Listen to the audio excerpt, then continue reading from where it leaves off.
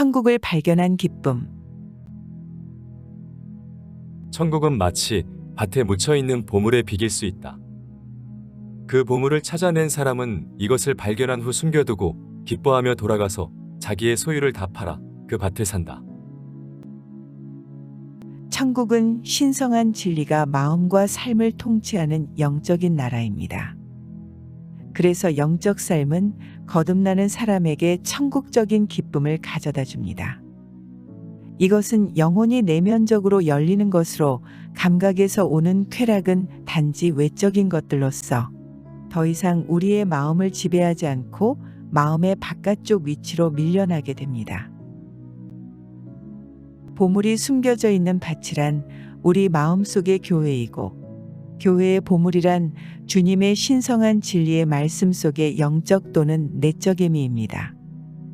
말씀의 영적인 의미를 깊이 묵상할 때 우리 내면의 속사람은 그 진리로 인해 기뻐하며 주님으로부터 오는 새 생명을 받게 됩니다. 말씀 속의 영적 의미를 겉으로만 보는 것이 아닌 그 말씀을 내적인 속사람 안에서 묵상할 때 주님이 주시는 기쁨을 얻게 되고 그 사람은 감추어 놓인 보물을 발견하는 것입니다. 이 사람은 말씀의 영적 의미가 천국의 문을 열리게 해주는 열쇠라는 것과 천국 안의 모든 것을 보게 해준다는 것 또한 알게 됩니다. 그래서 이 사람은 이런 진리 가운데 기뻐하여 그가 지금까지 소유하고 있던 정신적인 소유물을 다 팔 것이고, 오관의 감각에 속한 자신의 관념도 다 팔아서 내면의 진리들에 속한 삶으로 들어가 그 진리들을 자기 소유로 만들게 됩니다. 보물을 다시 묻어둠. 그러나 인간의 자연적이고 감각적인 마음은 이와 같이 새롭게 발견된 보물이 자신의 완전한 소유가 되는 것을 방해합니다. 그것을 방해하는 이유는 영적 진리의 발견은 자신으로 하여금 새 빛으로 자기 삶을 재조명해 보도록 하기 때문이고, 이러한 우리의 자연적이고 감각적 수준의 마음은 비평당하기를 싫어하고 질서 속에서 바로 잡히고 싶어 하지 않기 때문입니다. 그래서 모든 영적 진리가 마음에 들어오게 되면 과거에 가졌던 생각이나 느낌, 그리고 행동들의 반대에 부딪히고 맙니다. 그러나 성경에서 밝혀지는 영적 진리라는 보물을 발견한 사람은 감각적인 사고가 던지는 야유 같은 것이나 반대에 복종당하게 하지는 않습니다. 이 사람은 먼저 자기 내면의 마음, 즉 자기 마음속 깊이 영적 진리라는 보물이 잘 보관되고 있는지를 확실히 해두고, 그 다음 그 진리들을 외적인 삶인 행동으로 가져와 삶을 살게 됩니다. 우리의 자연적 마음 속에 있는 악에 기울려는 경향성을 극복함으로써만 영적 보물을 확실히 소유할 수 있는 것이므로, 우리가 가지고 있는 이기적인 삶을 팔거나 이별해버리고 주님이 우리에게 주시려는 것을 사거나 붙잡을 준비를 해야 합니다. 기뻐함. 이 사람이 보물을 발견했을 때의 그 기쁨의 상태란 진리를 사랑함에서 오는 환희이며, 이것은 성과 진리에 대한 내적인 애정으로 주님의 말씀 속에서 발견되는 것입니다. 그래서 이 사람은 가장 큰 보물을 획득하기 위해 과거에 지녔던 느낌이나 생각들, 즉 과거의 모든 소유물들을 포기해 버립니다. 이런 사람은 자신을 부정하고 주님을 따릅니다.